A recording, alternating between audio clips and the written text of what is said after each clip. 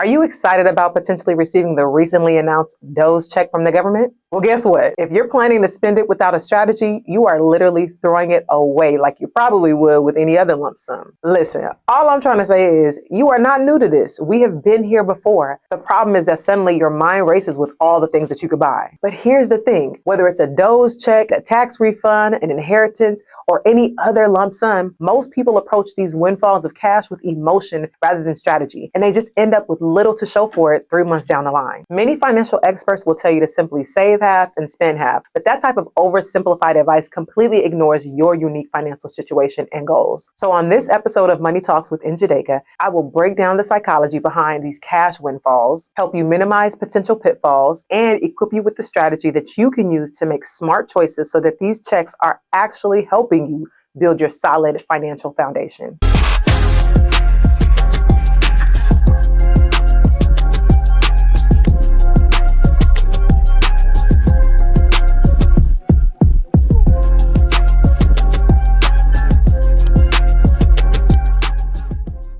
Hey everyone, I'm Njideka, a financial advisor who helps everyday people build lasting wealth through strategic planning and intentional money management. My passion is helping you transform your relationship with money so that you can create generational wealth and financial security. Now, before I dive in, if you find value in this video, please be sure to hit the thumbs up button, subscribe to the channel, and drop a comment below with your biggest takeaways or your questions. As a reminder, sharing this video could help someone else make better decisions with their money, so don't hesitate to pass it along. So let's talk about what's happening right now. The current administration has been discussing sending out what some are calling DOGE checks as a type of economic kickback similar to a stimulus check. Now, while these payments might feel good in the moment, there are two important considerations we need to address. First, one-time payments often come at the expense of other important government programs or initiatives. It essentially is a robbing Peter to pay Paul at the government level. Second, history has shown us that a single round of stimulus-type checks can potentially lead to noticeable inflation in the following years. So whether it's that $1,200 check or $5,000 check,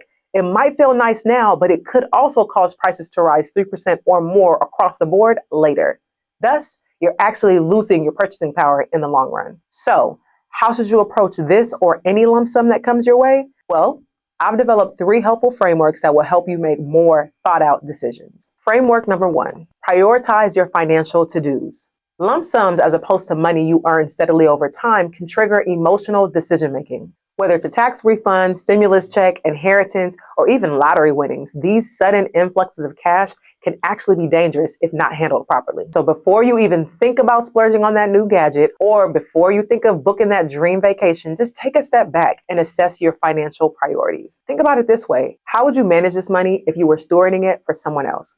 Like God. Ultimately, this mindset shift can help you move in a more principled way. For most people, I simply recommend creating a financial priority list. So, pay down or pay off high interest debt, especially anything over 7%. Build or replenish your emergency fund. So remember, that's 3 to 6 months of expenses. Address any neglected financial responsibilities. For example, if you need to do estate planning or you've been meaning to get insurance, even paying it up for a year. You can also use the lump sum to plant seeds for future financial growth. Things like catching up on retirement contributions, investing in a taxable brokerage account, or starting a business. You can even use it to pay owed taxes. Remember, this is your money, but approaching it with intentionality will serve you better in the long run. Framework number 2, invest only in what you understand. This second principle is crucial. Do not put your money into investments you don't understand. I see this all the time. Someone gets a tax refund and suddenly they're investing it in the latest cryptocurrency or stock because their TikTok financial guru recommended it. Now, I'm not anti-cryptocurrency and I'm not anti some information from TikTok. I'm on TikTok too, and there's great content on there. But we've all seen people who were reviewing tea yesterday that are suddenly positioning themselves as financial experts today. Bottom line is, if someone can't explain an investment to you in simple terms that you can then explain to someone else, it's a red flag. So before investing any portion of your lump sum, research thoroughly. Spend a solid 30 minutes to an hour or even 2. It doesn't have to take days or even weeks. Next, understand the risks. Know how the returns that you're supposed to get are going to be generated. And finally, have a clear exit strategy. For example, if you're considering investing in real estate, make sure you understand how property values appreciate. Make sure you understand all costs to buy and the costs to own, or how rental income works and what expenses you'll face as a property owner. Framework number 3, do the math before you do the transaction. And I learned this from day Ramsey. Never make financial moves based on emotion alone. The emotion itself isn't the problem, it's the lack of logic that may accompany that decision. Before allocating any of your lump sum, again, calculate the actual return on your investment. Compare alternatives. What else could this money do for you? Make sure you factor in taxes, fees, and inflation for whatever you're planning on doing, and consider the time required for that commitment. Let me give you an example. Many people receive tax refunds and immediately put them towards, let's say, a new car. But have you calculated how much that car will depreciate, or how much it'll cost you over time if you financed it? Have you considered how that same amount invested in a low-cost index fund might grow over the next 5 years? These calculations matter. And you know I love bonus tips, so this one has saved my clients thousands. Implement the 48-hour rule for any lump sum. When you receive unexpected money, commit to waiting 48 hours before making any decisions about it. This cooling off period allows the initial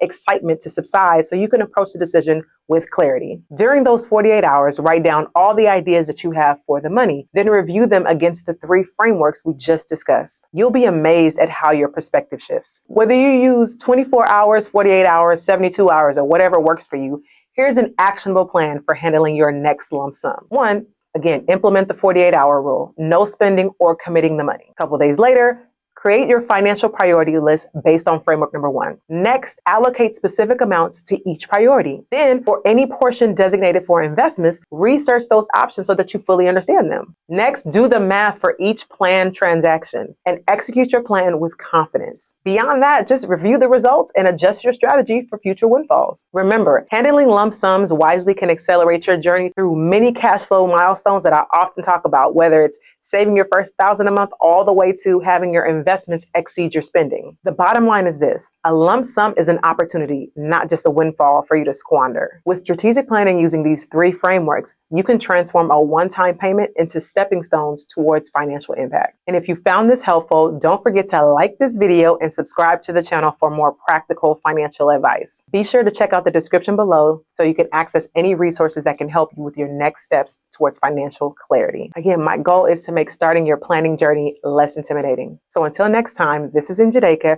reminding you that wealth isn't just about making money, it's about making decisions that align with your values and long-term goals. See you in the next episode.